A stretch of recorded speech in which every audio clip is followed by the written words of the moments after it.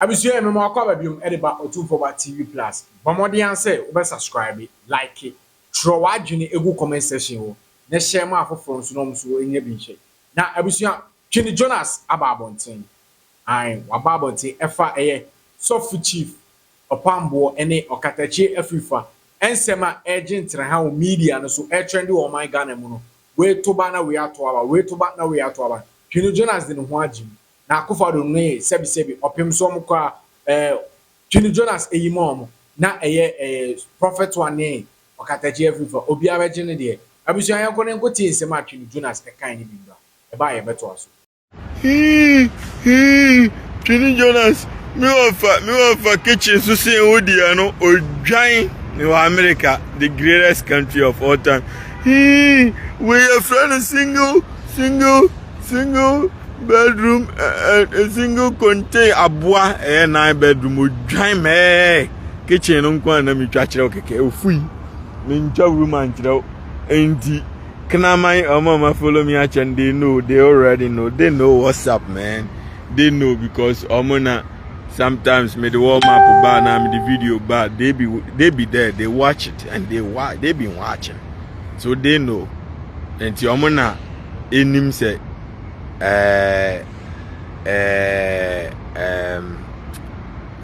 what it is and yet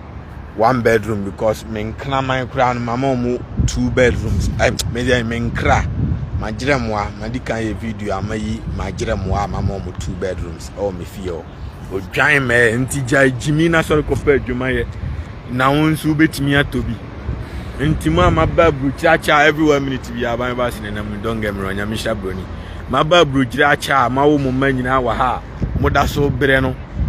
enye otan hunu oba no sisi ameno kasai oye nipa ti se buroni ye nipa no se buroni eko police ni efa na oba nso betimi akobi nti ma banko to form police form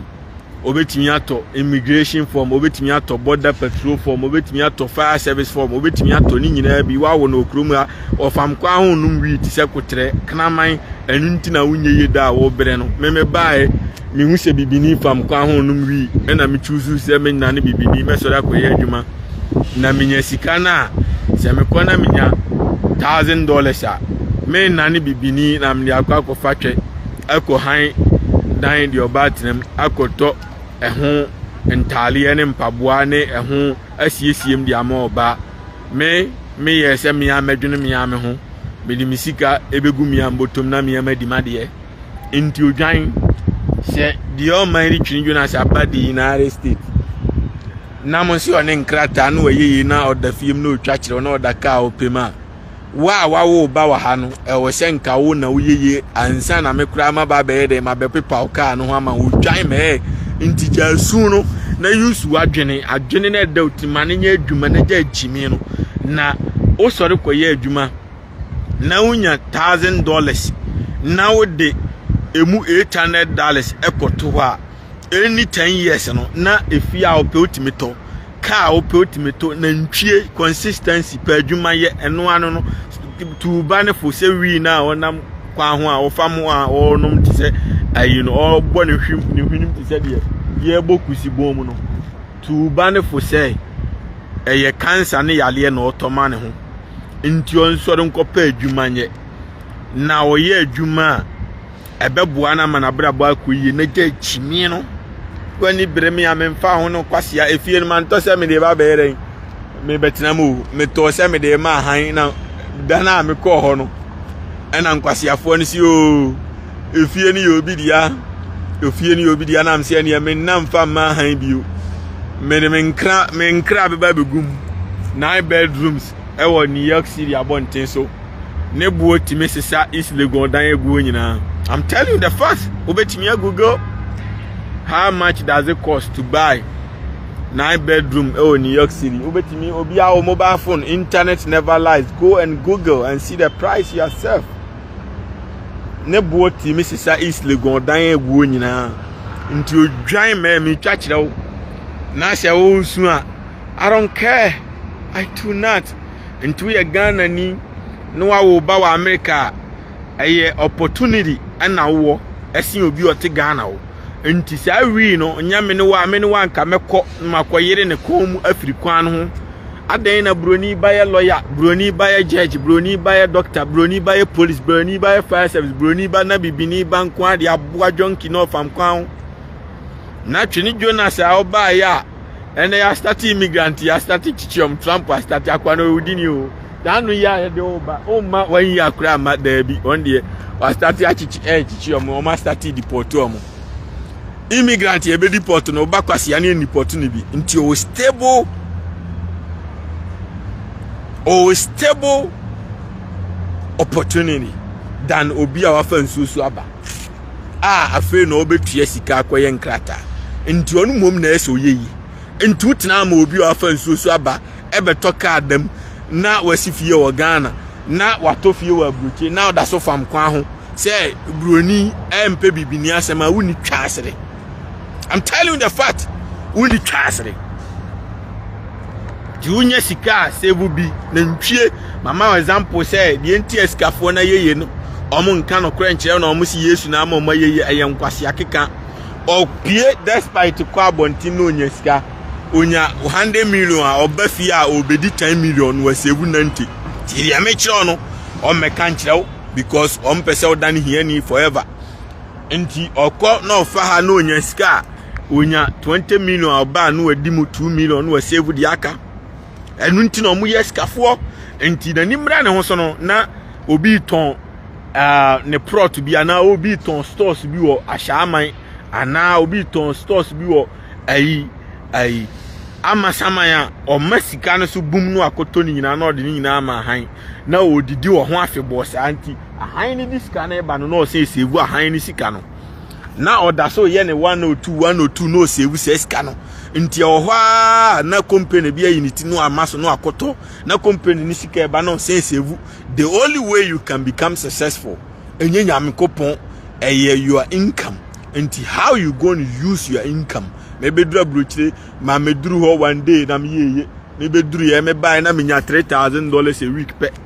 in a week ni nyina me di $100 akosoro na e bia $200 $3,000 ni nyina na me ato obem nam ni ato obem mam ni ato obem me hu yan se bank for frame me enkoto fie ma because over $100,000 go account mu and I'm say hey muto fie ma me amene nkrata o am say oye betimi ato ama enka kra na omukoto fie ma me nam di fie nyina ma han ena han fo ni tua me sika ne back ma me sika na me to fie no ahan fo ni tua ma me back automatically na me ji sika ne gum account no back enti me wa no ma frame o pefo fry beto mani bna me won so na me ofie be the uncountable in America fie so the every month me ji akatua automatically until you can make it happen. Obi se fire blasters omo de sometimes you know I don't want to talk about them because say omo qualify akofo adu be wi too much enti se omo hwie na se omo yeren omo hwie sika na omo nhye no because omo qualify politicians ni be wi sika na more enti omo hwie blasters still muni twa asere makoma mo afiafin kodo so apantan se ayi ohwea apantan se ohwea mukọ kwasi broni kroma na mukum ho bo mu beduru Ghana na mu tuye taxpayers money gu nkwasi afo stupid motherfuckers munsua nyansa. With that being said, let's get into it. Matise opambo da kwa yi adom tiye meka kire on opambo dadie bi twa dadie bi obi a suro wa meme nsuro tiye meka kire on tiye meka kire on munyina muni tumi obi a onu defend Bawumia no including Kofi okura meba ne so president Kofi former president sika no waje obia ni mse Bawumia ne Kofi ado ne nam abon onim bibi ya nka dollar na o se obeche no nka ankoda 17 obia ni Ghana ni bia ni mse oto abama Bawumia eti se de watu aba ama Kofi ado ye bebre obia ni mse even a Christopher okura nyankopon Kofi ado so e wonanim na ogigi sika kura fish pond okotuma omo obia ni mse o mabombo ma feli obia ni mse Kofi ado abanya feli obia ni mse Bawumia bon obia organa bia nim obia onim bia o ya boa obia nim enti se nipa no wakɔgyina baabi sɛ Ghana card no etimi ma akɔgye car na me kasa me ameti wo minim sɛ akra yawo ne na kura nim sɛ Ghana card kura wa Amaria koko kura untimi nkɔgye bi enti sɛ aboa we ba omi aboa we kika sa nkwase asɛm na gya no kika ne nsɛm na dwen na nya dwuma o mental problem enti die enti na wa ya man kwase afo bi titi radio so di watema ma wo kɛse omo tie dia me kyerɛ no kɛse na wo kɛse no akwa na wa bodwe se kwaku oten tu akura ne fo krama ba na oti ho na wo ye campaign ma ba omia no wakwaji akofo adusika na oni opambo oku ntokwa no opambo be kwa koku no all the me kese no eye pa na obegbo amoma koku akwa no o ai na jegezi koku obi ai efezan eboni hwan na aka ho asem waku ni free enti akwa no samire oba ewo yiri a onya kakra lala sulala o radio no so de to aduane ma omudi ewo maame ntima ntunefo ase ankofo we mu no omaku free o omba medome omni tumi bia ombo pa omu wa tuturafo ni matwofo omni omnam omu ya wudifo tie ya mechio no nti se wo no wani aden na ase so wani aden na ate Ghana wa ombeku oma ya zanya sika many years free ya zani esusa opambo ahenema kokko me kumasi ahenema kokko be tama o be start asore o nyina na me nge tie ya mecho ani enti I'm telling you the fact say when you radio so tia enya wo mema sem na Ghana no mra nya adwuma obi ku a waku free de enya so wesika obetua ma police for nanu ya selifu amuako kwasia no ne ba koku obi enya na kotofo moa omu afiafi omu ni twa asere maako ebe man statement say ma obi a mo selifu amuako ni ne bani din bio ewo radio so nya sa wo boni din a ye bechi watum so go judge fo nkwasiafo omu ni twa asere bisa se selifu amuako onye sofu na nkoye hia ni bi ba aye hia ni bi anka sa me na prison ko ne nkwasia ba ni nyina da prison obi nkoku obi na onko free akra o 16 years unim say driver's license unqualified, even voters ID card unqualified. Now the car question in some no kokum nipa ma 2 and nipa mienu aku ma free ase kwa bra ni on akra classmate fo nim say me madam free the car share in some kokum nipa. Common sense actually say akra 16 years nyansa bia even the professional drivers kra no ma twika for many years no omo no say need for speed ya na akra na iko no omo na tisti ya nanim kra nko mun defend omo ntimi defend ombekum nipa enti wo de safo akwasha akra we nsem na wakokum nipa na wananti free a sa country we na se wo se wo ba be challenge sofofofra ma se hwe bibiye I'm telling you ntimi ya meka no kra kire me na metima ye omo adwuma because me opambo obo pa omo boys na be frame aka kire me because me the almighty ba bia me wani wo ho obo pa mebo obeba be ka chem ma bo mensuma bo pa ma obi akwhye na sorry mi ba bia wo but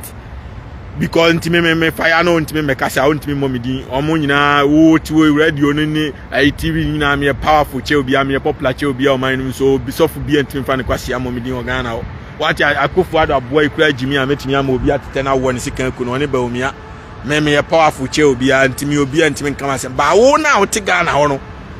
o yiri wo mpena wo bibia o betimi abehu yiri amaniska te se de omko hu jonkuma yiri amaniska omo edada jonkuma ekoku na omo ka kire ne yiri se o meka se na jonkuma nim se obewurada abra woti wonim se the whole we ase woti wo broni kura nyansa nyina ne de onim da obewu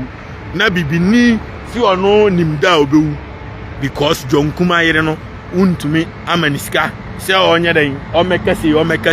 se na nya foolish case. So, enti wote Ghana ho no e dangerous say akwa ne treto meye say treto madome no nyina ono mehu one omo ni tum paracetamol krom ni bi na jegezi si eboni benya accident ko nu abopa ma obi akolusu omo ka akoba nu abopa ma obi akolusu ka akoba owu ye na odeje fans na sorry man nyina eboje su ye enti ofui say kwaku atempese obeya yia mesraw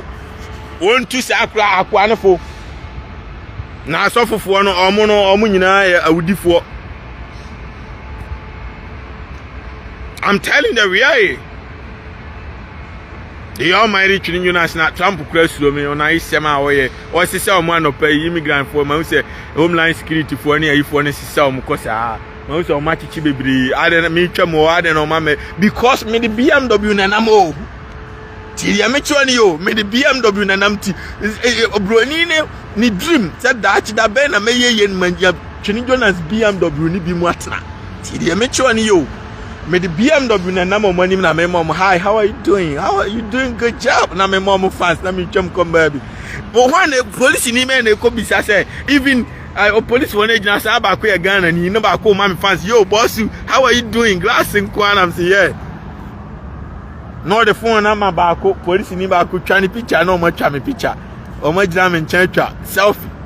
Enti the almighty Twene Jonas no I am the super powerful Trump Christ so bet me be jimo mani so o ma report to enko ba bia but wo a o tiafuo mu oni de anadwu ya o be befra wo yiri amani sika oba ono odi wachi nyina sika ne hia no oba oni nam na Ghana ni ba bibi ni ba no oni nam na obi frɛ be ma foforo frɛ no na o mani sika o tan o ofui se oni ma sa na tie bibi ni nti se buroni ono nka no kre ono de hia nse obi amanisika asa emfa ho se ni kuru ne mpena ne obi manisika obefa nako nti obi manisika de o ka kire ne no odi akire ena emfa ho se wato aduane amana dia for so many years obi hia ne mani 20 million a openi pakura asem chen ofui ana obi hia ne mani 20 kura 200 million dia ne obedi ne ho adanse akire ne maame anopatu anwumre open asem chen nti se yemeku a ye ba beku woti radio no so no ai me den akwaku ati 10 million no de ma na 20 million obi nti kai hu se sa kwense no eno na abura mu nsuo no kwasi ampanyi na oso nsuo nyansa a wanya sika o de be ma sofu kwasi age adi sa kwasi ane kotua sa sika ne akwasi abura mu nsuo no nso nsanda o abura anu watu na nsuo no o saton ba ko bia 50 million ana o sabi emu a asala ya kwaji nsuo no na hwese sika on tohwe no akoton enti se ye wakoto anwa na wo bubuton no agase obeti anwa ne kawom no ate ho adabi eye nsuo no watu se mo gimi na mo ton anwa de amokodwom koto flight to beton ono de osi on ton flight to watu amena no no bu nsuo no ton biko bibi ni yaboa wanya sika ohunya nsa nkoboa no ne bank account no fan kwaje prot emfancy dan no na ni sika ni osi wagimi ode commerce of waje enti san kwase afo no wesika no mo ye dangerous enti mfa wasem mfa ho enka na sem ja no ne nam ho na wa asem a wo kan kwa nyansa bia ni nipa wo kuntokwa mani wa feli enya won wagimi a TV na woteso a wo jimi no unim se pefe se ba omia ne akufo ado oma feli oman no unim adenti na wo di jimi kwa akoko ntokwa amomo madwene ho amenti asese bibini agimi okwase America obi aye kroni ya efa obi aho atoni ye de yenya bi anya ho a ukufo ba papa nyini a ba waduru sebre ba bi a waduru memeka politics bio hwem na wu nakọ hwem na tena se na didi na wu nakọ na to awe when is em bia ye Twene Jonas enso e dia ba e fa e okatachi afrifa sensem be se oba so obomode aso be subscribe like comment message man makada se na be share